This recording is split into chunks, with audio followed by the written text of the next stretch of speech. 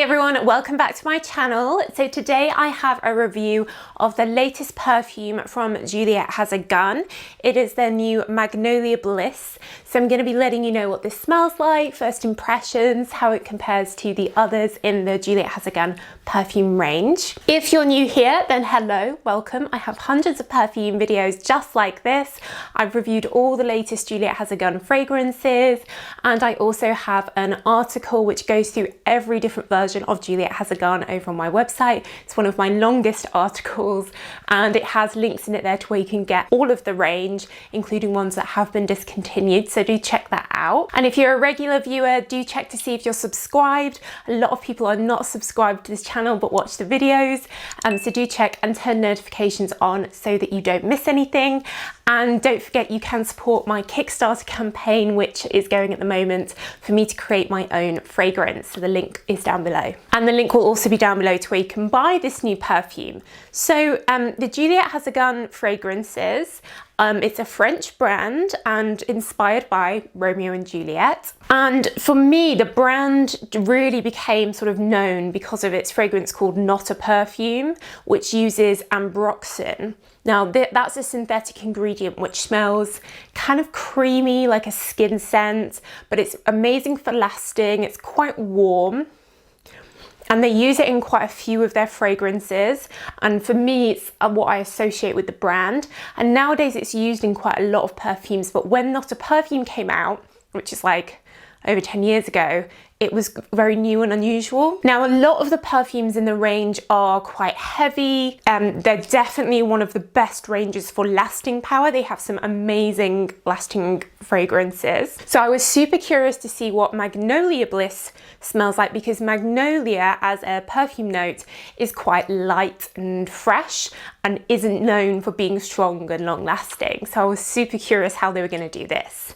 So in terms of the bottles, so they all come in these same style bottles. We've got the red fading down to a slight yellow, and then there's quite pretty magnolia detail on it, which I really love. The PR package that this came in was so cool. It's got this really cool brochure and a vinyl. So it's inspired by that sort of 70s hippie flower power world, which I love.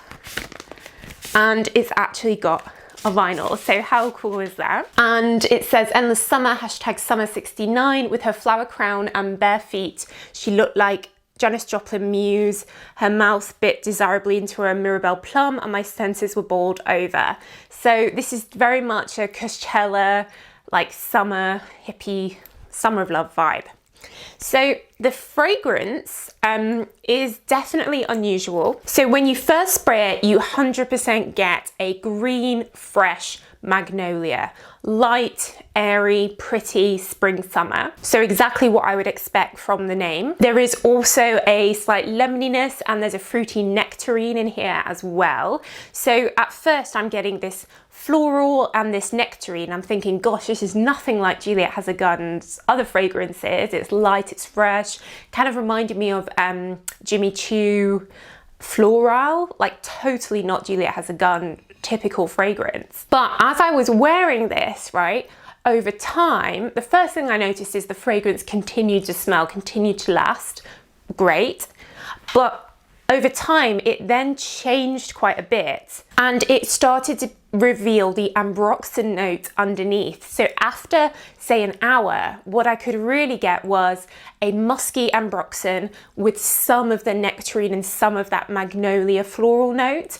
So then it started reminding me of Not a Perfume and the other sort of more muskier ambroxan ones in the range. And then it was smelling to me very much like a Juliette Has a Gun perfume, that signature ambroxan undertone. So what I think is quite cool about this is if you do love your Juliette Has a Gun perfumes, perhaps you want something for, you know, humid weather when it's really hot, or something to layer on top of your favorite Not a Perfume or whatever to add a fruitiness, a summer vibe, a playfulness during the day.